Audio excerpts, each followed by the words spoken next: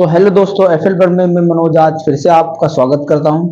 आज की इस वीडियो में लाइव आने का एक ही पर्पस है, आपको रेगुलर जैसे कि आप देख ही रहे हैं वीडियो, हम कुछ हर बार कुछ एक नया नया ऑब्जेक्ट नई नई क्ले मॉडलिंग स्टार्ट करते हैं किसी ना किसी टॉपिक के ऊपर, या किसी ना किसी एक नए ऑब्जेक्ट को हम लेते हैं और उसकी हम क्ले मॉडलिंग करते हैं। तो इस बार मैं आपको हैंड क्ले मॉडलिंग सिखाऊंगा कि आपको एक फिगरेट, इस समय हम ह्यूमन बॉडी की तरफ जा रहे हैं इस वीडियो में स्पेशली। तो इसमें मैं आपको एक हैंड क्ले मॉडलिंग करके दिखाऊंगा कि हाथ को आपको कैसे बनाना है विदाउट आर्मेचर, और आपको ब्लॉकिंग से स्टार्ट करना है। जैसे कि अभी पीछे भी आपने देखा होगा वीडियो में बहुत सारे मैंने स्टार्ट किए, जैसे कि इसको स्कल्पचर यहाँ पे रखे हुए हैं, सब विदाउट आर्मेचर हैं। ये हुआ, ये इसमें आप देख सकते हो सिंपल मॉडलिंग करके हमने ब्लॉकिंग से कट करके आउटलाइन धीरे धीरे उसमें डिटेलिंग स्टार्ट करी थी। ज्यादा डिटेलिंग नहीं है, बस हमने सिर्फ उसमें एक लाइन, हमने उसमें सिर्फ एक ड्राइंग क्लियर करी है। उसी तरीके से मैं आज आपको एक हैंड मॉडलिंग करके दिखाऊंगा क्ले के साथ में।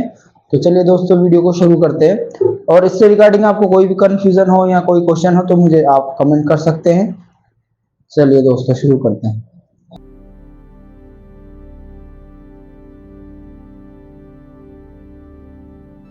तो हमने यहाँ पर क्ले को रख लिया है एक पोजीशन में, और इसको हम धीरे धीरे एक पोजीशन मैंने आपको दिखा दी है। अब इसमें मैं धीरे धीरे कार्व करके आपको दिखाऊंगा। पहले इसे मैं मर्ज कर लेता हूँ, कुछ कुछ जगह पे क्ले एकदम फिक्स नहीं है, तो उसको फिक्स करने के लिए पहले मैं आपको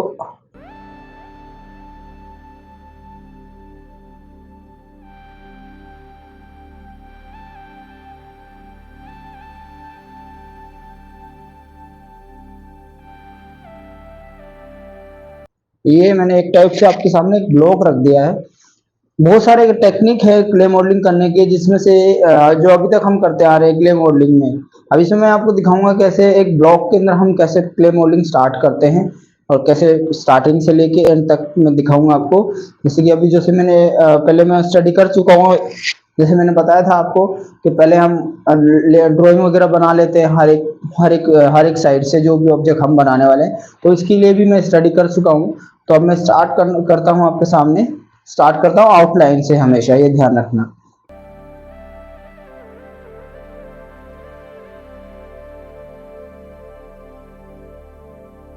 आप देख सकते हैं मेरा हाथ है, मैं इसी की स्टडी आपको दिखाऊंगा लाइव। मैं ड्राइंग पहले कर चुका हूँ, बाकी आपको लाइव में जैसे बीच बीच में रेफरेंस चाहिए, क्योंकि रेफरेंस अगर आप लाइव देखोगे तो ज्यादा अच्छा है। ड्राइंग है तो वो भी अच्छा है, अगर ड्राइंग भी ठीक है, और लाइव है तो लाइव भी आप उसकी स्टडी कर सकते हैं। तो लाइव जैसे मेरे सामने मैं अपने हैंड की स्टडी करके दिखाऊंगा आपको।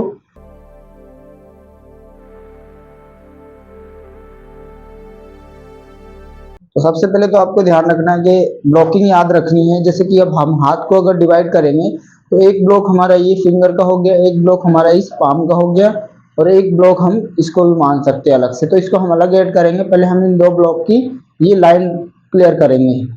तो लाइन की स्पेस मैनेज करना है अच्छे से आपको, ये इंपॉर्टेंट है हमेशा से, क्योंकि अगर स्पेस को अगर मैनेज स्टार्ट से करके रखोगे तो ज़्यादा इजी रहेगा आपके लिए। तो सबसे पहले तो मैं एक फ्लैट सरफेस की ड्राइंग करता हूँ क्लियर। ये मेरा स्पेस है, ये मेरी लाइन है, तो ऊपर से ये हुआ,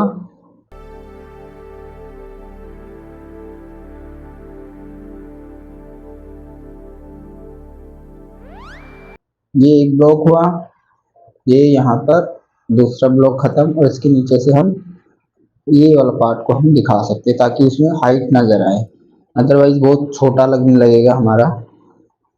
तो पहले हम इसमें अभी इसी में देखो, यहाँ पर हमारे दो ब्लॉक हो चुके हैं, 1 और 2।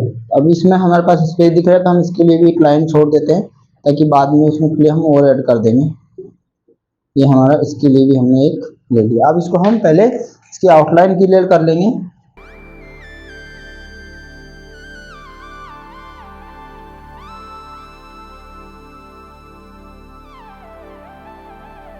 ये आप देख सकते हैं हमने आउटलाइन क्लियर कर ली। और अब हाँ, एक चीज एक इम्पोर्टेंट जो था हमारे लिए, हम और जैसे कि फ्रंट से हमने क्लियर कर लिया, अब हम साइड से क्लियर करेंगे। फ्रंट से हमें ये लाइन दिख रही थी आउटलाइन, अब फ्रंट से देखेंगे कितना हाइट और कितना थिकनेस रहेगा। तो अगर मैं इस तरफ से घुमाऊं, ये हमारी एक पोजीशन है, तो आप देख सकते हैं इसमें अगर स्ट्रेट में अगर इस पोजीशन में बनाना चाहता हूँ तो इस एंगल में ये स्ट्रेट लाइन होगी, इसका मतलब ये लाइन यहाँ पर बाहर की तरफ जाके यहाँ से नीचे की तरफ अंदर चली जाएगी एंगल के अंदर। तो ये देखो, ये हमें पहले मार्क कर लेना है।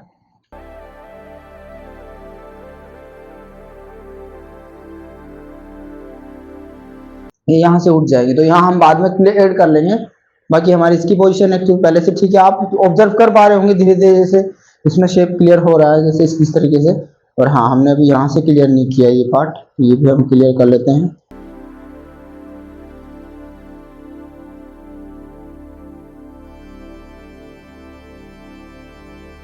अब इसके लिए हम पहले एक बेस बना लेते हैं, ताकि इसको एक हाइट, प्रॉपर एक हाइट रख सके हम उसके ऊपर।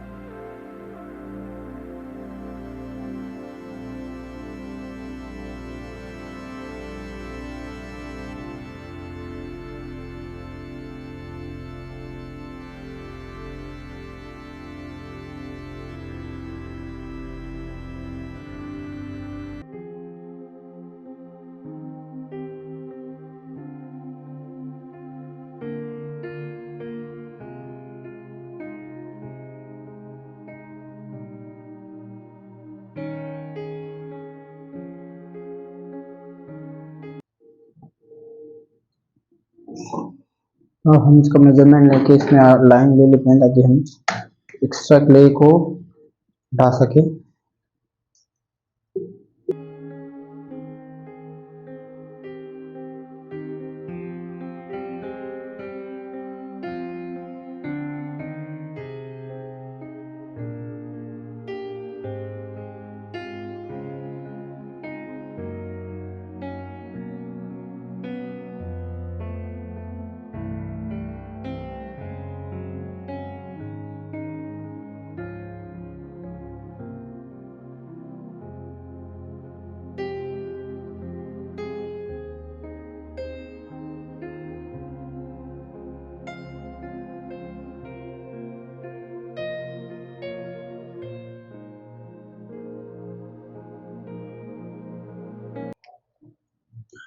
तो अभी हमारे पास बेस भी मिल चुका है हमें। अब हम शुरू करेंगे इसकी साइड की आउटलाइन। हमने फ्रंट से हमें इसकी इमेज हमने क्लियर कर चुके हैं, अब हम करते हैं साइड से। तो ये पोजीशन है हमारी। इसी तरीके से इधर भी, इस तरफ भी मेजरमेंट अगर हम करेंगे तो ये लाइन हुई ओके। तो यहाँ से जो लाइन होगी हमारी ये हुई।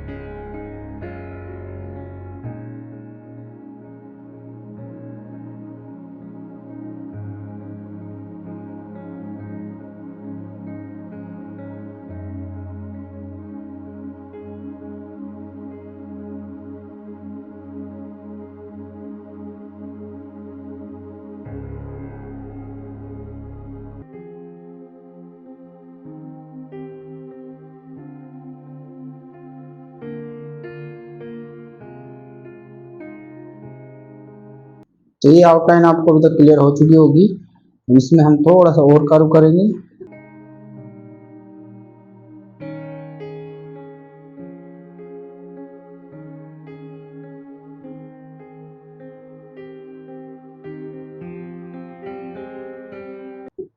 धीरे धीरे हम इसमें और इसमें जो ज्योमेट्रिकल शेप है पहले वो निकालना शुरू करेंगे।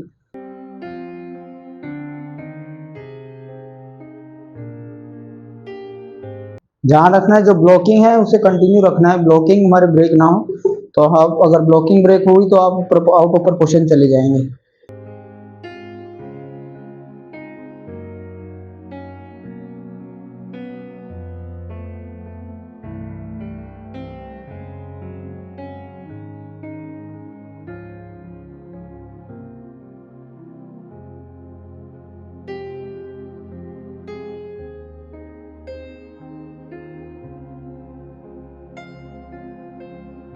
इसे हम अच्छे से फिक्स कर लेते हैं पहले, ताकि बार बार ऐसे मूव ना करे।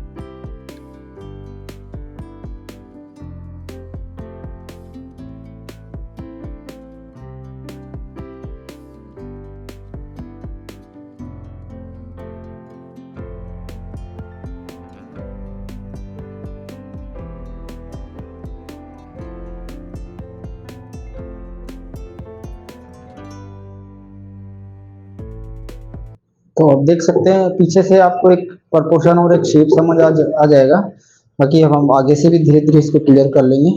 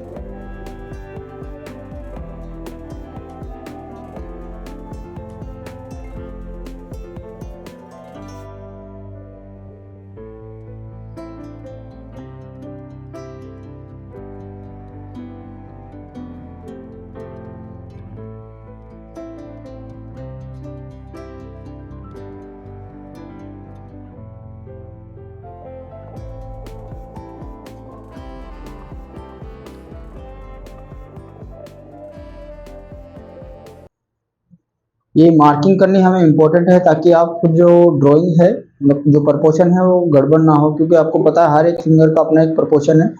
अगर हम कंपैरिजन में करेंगे तो कंपैरिजन इससे हमारा क्लियर रहेगा कि कौन सी उंगली किस उंगली से छोटी होती है। तो इस हिसाब से साथ साथ में आपको मार्क करते हुए चले जाना है।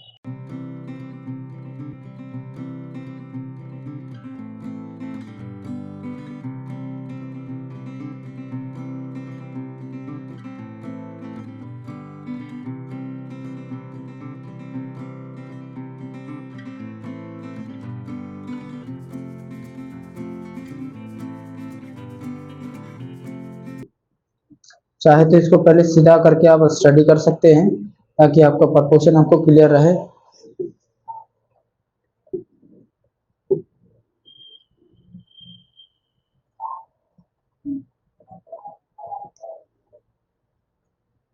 अब इसमें अगर आप पहले से स्टडी कर लेंगे तो आपको मूव, अगर आप उसको उस पर से डाउन करके करोगे तो प्रॉब्लम ये होगा कि आप नीचे से कैसे मॉडलिंग करोगे। तो इसमें कंडीशन हम ऐसे कर सकते हैं, उसको इजी करने के लिए हम पहले स्ट्रेट में उसमें मॉडलिंग कर लेंगे, स्ट्रेट करके उसके बाद हम उसको मूवमेंट देंगे, जिसमें मूवमेंट में हमें ये कंप्लीट करना है। तो हमने स्ट्रेट कर लिया पहले, और हम इसके जो ड्राइंग है अपनी स्टडी के हिसाब से इसको हम क्लियर कर लेंगे।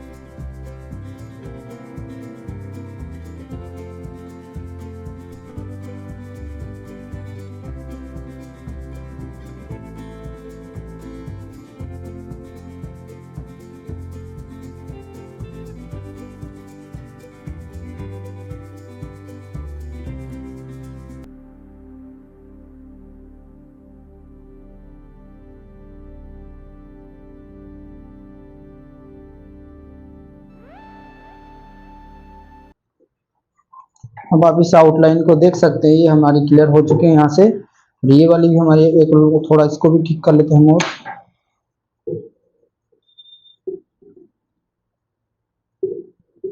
जितना आप अगर आउटलाइन के साथ ड्राइंग के साथ चलोगे उतना आपके लिए इजी होगा डिटेलिंग में जाने की बजाय। अब जितना आउटलाइन को फॉलो करोगे उतना स्कल्पचर में हमें प्रोग्रेस होने के चांस ज़्यादा होते हैं, क्योंकि इसमें क्योंकि 3D स्कल्पचर है, क्योंकि हमें एक्स्ट्रा ऑर्डिनरी एफर्ट लगाना पड़ता है, इसलिए कुछ इसमें सिंपल सिंपल ट्रिक्स है, कुछ सिंपल हमारे टेक्निक्स है जिसको हम फॉलो करते हैं। इसी की वजह से हम धीरे धीरे वो कंप्लीट कर पाते हैं। नहीं तो आप एक तरफ ठीक करोगे तो दूसरी तरफ खराब लगेगा। इस तरीके से मतलब कि आप करते रहोगे वो कभी कंप्लीट नहीं हो पाएगा। हमेशा एक तरफ ठीक किया तो दूसरी तरफ सही नहीं लगेगा। अगर आप एक प्रिंसिपल फॉलो करोगे, एक रूल फॉलो करोगे और एक टेक्निक फॉलो करोगे तो आप उसको जल्दी से जल्दी कर पाओगे, और ना ही आपको बोर फील होगा और आप उसको टाइम पे पूरा भी कर लोगे।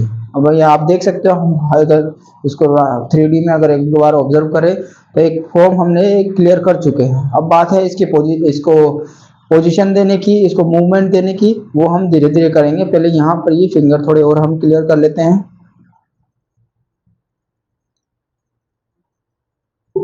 क्योंकि यहाँ हमारे पास आर्मेचर नहीं है तो इसके चलते हम इसमें ज्यादा नेगेटिव स्पेस छोड़ेंगे नहीं।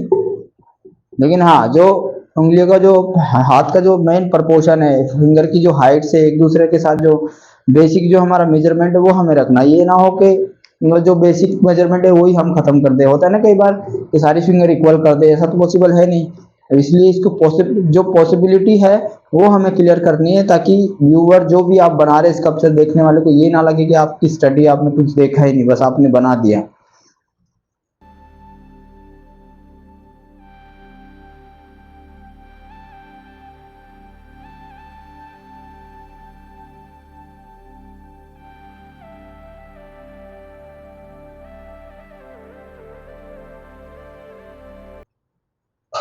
अब यहाँ की पोजीशन है, इस पे हम क्ले मोल्डिंग कर लेते हैं। इसे अभी थोड़ी क्ले ड्राई होना शुरू हो गई है, हम थोड़ा बीच में क्ले पे पानी लगा लेते हैं।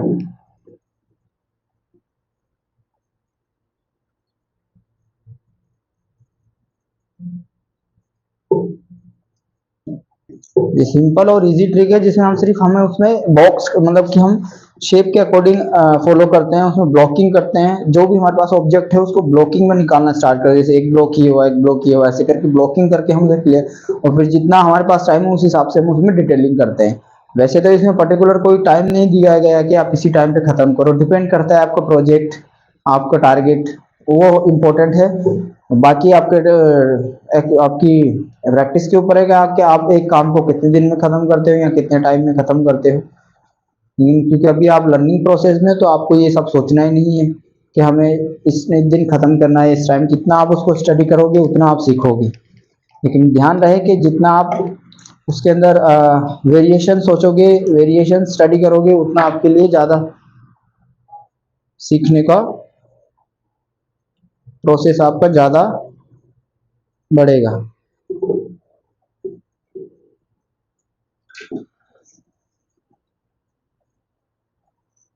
फिंगर की थिकनेस, ये सब आपको हमेशा उसमें याद रखना है, क्योंकि ये एक एक हर एक चीज आपकी ऑब्जर्व की जाएगी कि आपने आपकी ऑब्जर्वेशन कितनी स्ट्रांग है, आप उस तरीके से देख पाते हैं या सिर्फ आप कॉपी करते रहते हैं। कॉपी करना हो ठीक है, वो हम कॉपी नहीं कहेंगे, वो स्टडी है, क्योंकि हर एक ऑब्जेक्ट बनाने के लिए स्टडी तो इम्पोर्टेंट है। विदाउट स्टडी बनाना पॉसिबल नहीं होता है, क्योंकि अब क्योंकि लर्निंग पीरियड में है, तो जितना स्टडी करोगे उतनी अपनी इमेजिनेशन गेन कर पाओगे। हाँ, इन फ्यूचर आपको कोई प्रोजेक्ट मिलता है तो आप उसको ज़्यादा आप उसमें एफर्ट ना करके भी आप कर लोगे, क्योंकि आपकी पहले स्टडी हो चुकी होती है। लेकिन स्टार्टिंग में आप जितना स्टडी करोगे उतनी आप अपनी मेमोरी में अलग अलग ऑब्जेक्ट की, अलग अलग शेप्स की मेमोरी आप स्टोर कर पाओगे।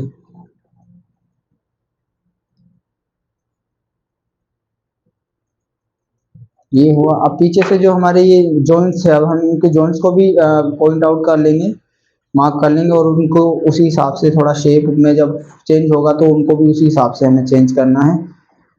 जैसे 1 2,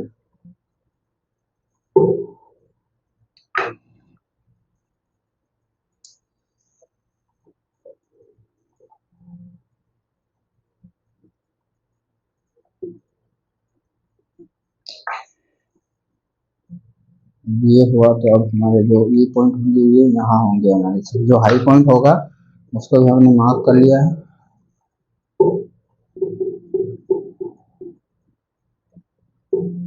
इनको भी मार्क कर लेते हैं। अब जब हम मूवमेंट देंगे तब इनके ऊपर हम काम करेंगे दोबारा से।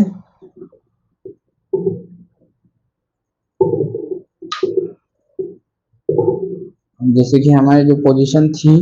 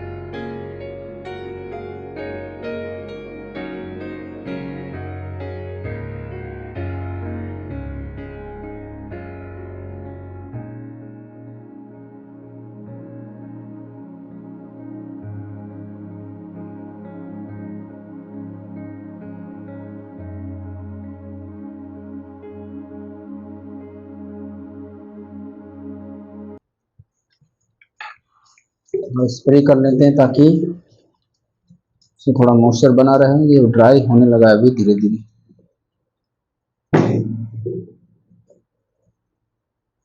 अब डिपेंड है आपकी स्टडी के ऊपर, आप जितना भी इसमें डिटेल में जाएंगे। आउटलाइन जैसे कि हम क्लियर कर ही चुके हैं, और जो हमारे एक्चुअल जो शो शेप होते हैं वो भी हमने क्लियर कर चुके हैं। इस साइड की अगर हम लाइन देखें तो यहाँ थोड़ा सा काम होगा, इसको भी हम ठीक कर लेते हैं।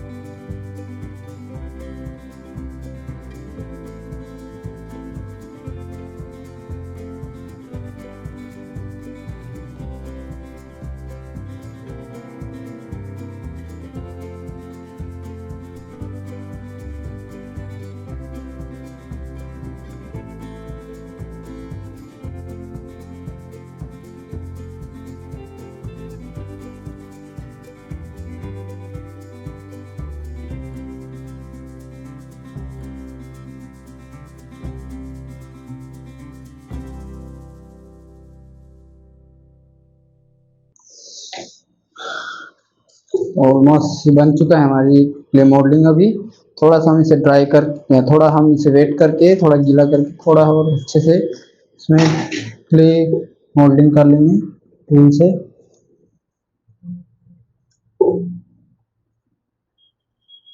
हमेशा ध्यान रखना जितना आप डिटेलिंग में ना करके उसके शेप पे काम करेंगे, आउटलाइन पे काम करोगे, समझ लो आउटलाइन पे काम करना डिटेलिंग में ही है। डिटेलिंग में क्या होता है कि आप डीपली डिटेलिंग में जाते हैं, आप एक एक लाइन देख रहे होते हैं, लेकिन ऐसा नहीं है स्कल्पचर में। जैसे कि हम यहाँ ह्यूमन, ये एक एनाटॉमी स्टडी हो गई, समझ लो एक हैंड, अगर हम एक हाथ की स्टडी कर रहे हैं तो यहाँ पर बहुत सारी चीजें हैं। इसमें आपको बोन जो इसका स्ट्रक्चर है, जो बोन स्ट्रक्चर है उसको फॉलो करना, कहाँ पर जॉइंट है उस जॉइंट के अकॉर्डिंग इसकी शेप हम किस किस तरीके से चेंज कर सकते हैं। उन जो एक्चुअल जो बोन की जो जॉइंट है हम अगर उनको फॉलो करेंगे तो हम इजीली इसके प्रपोर्शन को भी पकड़ पाएंगे। और इसका जो एक्चुअल मूवमेंट होता है, कई बार क्या होता है जैसे कि हम जो मूवमेंट है ही नहीं हाथ में, वैसे वैसे मूवमेंट बना देते हैं। क्यों? क्योंकि हमें एक्चुअल हमारी स्टडी नहीं है बोन स्टडी। जो हमारा स्केलेटन है ह्यूमन बॉडी का अंदर, उसमें अलग हर एक पार्ट का एक अलग अलग जगह पे जॉइंट है। जैसे हाथ में भी उसी तरीके से हाथ में भी जॉइंट है। अगर हम उन जॉइंट को अच्छे से स्टडी कर लें, एनाटॉमी स्टडी कर लें, तो हमें उसके हाथ, हमें कभी भी कोई भी पार्ट की स्टडी करने के लिए बोलें तो हम उसको इजीली मूवमेंट भी उसका एक्चुअल मूवमेंट देंगे, जो ऐसे आर्टिफिशियल नहीं लगेगा, वो एक्चुअल मूवमेंट लगेगा। जैसे आप देख सकते हो ये नॉर्मल मूवमेंट है हाथ का, ये हो सकता है। अब ऐसा नहीं कि आप कैसे भी स्टिक बना दो या टेढ़ा मेढ़ा करके दिखा दो, वो गलत है। अगर आपकी स्टडी अच्छी होगी, आप अगर प्रॉपर उसकी बेस से स्टडी करोगे, तो आप उसके एक्चुअल जो मूवमेंट है, जो एक्चुअल में बॉडी का मूवमेंट है, आप उसको दिखा पाओगे। तो इसमें हमने वही किया है, जैसे मैंने हर एक जगह पे इसके जॉइंट को फॉलो किया है ताकि एक मूवमेंट समझ आए। अदरवाइज मैंने ज़्यादा डिटेलिंग नहीं करी, क्योंकि डिटेलिंग का मतलब फिर आपको वही हो गया कि इल्यूजन दिखाना, कि बस डायरेक्टली मैं आपको रियलिस्टिक बना के दिखा दूं और आप उसको बनाने लगे अच्छे से। ऐसा नहीं होना चाहिए। हमेशा ध्यान रखो जितना हो सके डीप स्टडी, स्टार्टिंग से डीपली स्टडी करोगे तो धीरे धीरे आप जैसा आपको करना है फ्यूचर में वैसा आप आराम से, जो प्रोसेस आपको सबसे बेस्ट लगता है आप उससे कर पाओगे। लेकिन स्टार्टिंग में कंपलसरी है कि आप उसके डीप से स्टडी करो जो भी आप स्टडी कर रहे हैं। जैसे हम यहाँ ह्यूमन हैंड स्टडी कर रहे हैं तो उसमें एक एक पार्ट की स्टडी करो, या एनिमल स्टडी करेंगे तो उस पर्टिकुलर एनिमल की एक एनाटॉमी होगी, उसका अंदर की एक बोन स्टडी होगी, बोन स्केलेटन होगा, उसको स्टडी करना है अच्छे से, ताकि आप इजीली उसके मूवमेंट को समझ पाए। अदरवाइज तो वो सब कार्टून जैसा बनेगा, बस आपको पता ही नहीं, बस आपने बना दिया। लेकिन हाँ, जितना अगर आपको फ्यूचर में और रियलिस्टिक करना है तो बेसिक स्टडी जरूरी है। डीप स्टडी उसकी शुरू से जीरो से लेके आपको शुरू करना पड़ेगा, तभी आप उसमें कुछ एक्स्ट्रा कर पाओगे। तो दोस्तों आज के लिए सिर्फ इतना ही। आप देख सकते हैं हमने कंप्लीट कर चुके हैं। अगर इससे रिगार्डिंग आपको कोई भी कंफ्यूजन है या कोई भी डाउट है तो आप मुझे डायरेक्ट कमेंट कर सकते हैं। तो मिलते हैं दोस्तों अगले वीडियो में लाइव। धन्यवाद।